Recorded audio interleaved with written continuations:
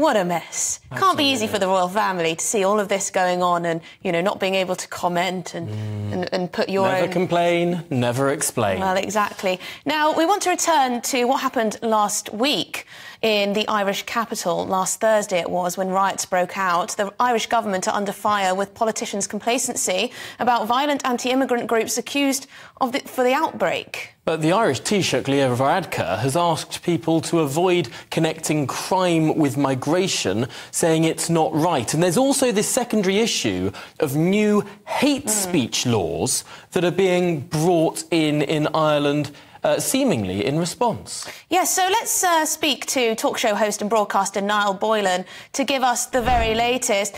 Niall, let's start with that hate speech legislation. I know you're very concerned about what happened in Dublin, the riots that took place after that horrific stabbing of children. You're concerned that the government may be using this to push through even tougher hate speech legislation, essentially censorship. This hate speech legislation has been around for the last 2 years, but came into the news more so at the start of this year. And initially it would seem to surround the idea that people were making defamatory comments about members of the transgender community. That's what it seemed to be very much focused on, the LGBT plus community, going back about 8 months ago. So many people objected to the legislation. Even in the public submissions, over 3/4 of the people who put in a public submission said the legislation was unnecessary, because you have to remember, we already have incitement to hatred laws from 1989. Updating those laws would have been no harm, of course, to include social media, but they've added this element of hate speech. Now, the minister will not and refuses to define the word hate.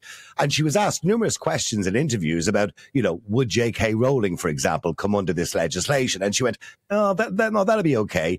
Would this come under the legislation?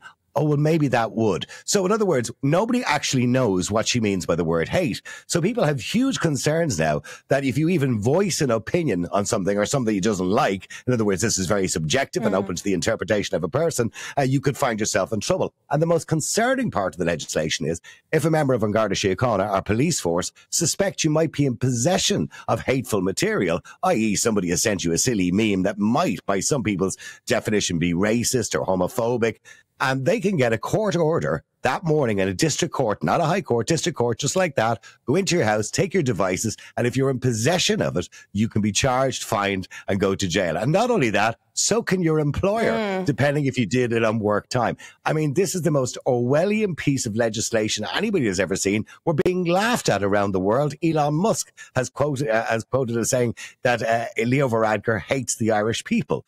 I mean, Elon Musk also said about this piece of legislation going back months ago that it was restrictive, it was authoritarian. I mean, this piece of legislation is absolutely nuts. Nobody agrees with it, but it's come off the back. And I suppose we really have to fill you in on the whole background of what's happened here in the last 3 or 4 weeks. I mean, going back 4 weeks ago, we had 2 very high-profile murder cases here in Ireland. One, Aisling Murphy, a young school teacher who was stabbed to death by Joseph Pushka, who was found guilty and given life in prison. Aidan Moffat and Michael Snee were stabbed to death and decapitated by Joseph Pellini, who also got a full life sentence. And these are only in the last few weeks. And then the tragedy, of course, of the young girl who is now still in critical condition in hospital. Thankfully, the other 2 children have been released from hospital. The school teacher is still in hospital in a serious condition.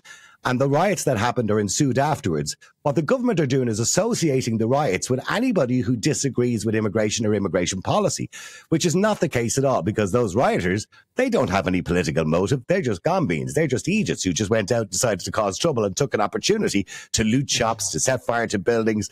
Normal people who are on the right of centre wouldn't do things like that. So the government is now deflecting away from the actual immigration debate by saying, let's push through with this legislation you all hate anyway. And not only that, they want to bring in other legislation before Christmas that will make it legal for the Garda Síochána and, I suppose, on the streets as well, to use facial recognition cameras, which the Irish Council of Civil Liberties said goes against our human rights and our privacy. And there's issues around that, and also that they're actually inaccurate.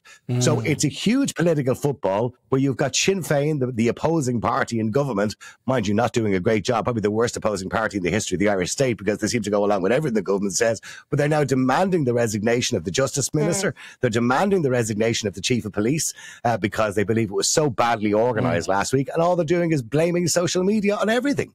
Gosh, well, Niall Boylan, thank you for running us through that at great speed. It's such a complicated scenario, of course. No doubt the government of Ireland would argue that limiting what they see as hate speech would prevent more riots like this. But as you say, that is deeply contested as to whether it was speech at all that really did start these thugs deciding to burn things in the capital of Ireland. I'm afraid we've run out of time there, but Niall Boylan, talk show host and broadcaster in the Republic, thank you very much.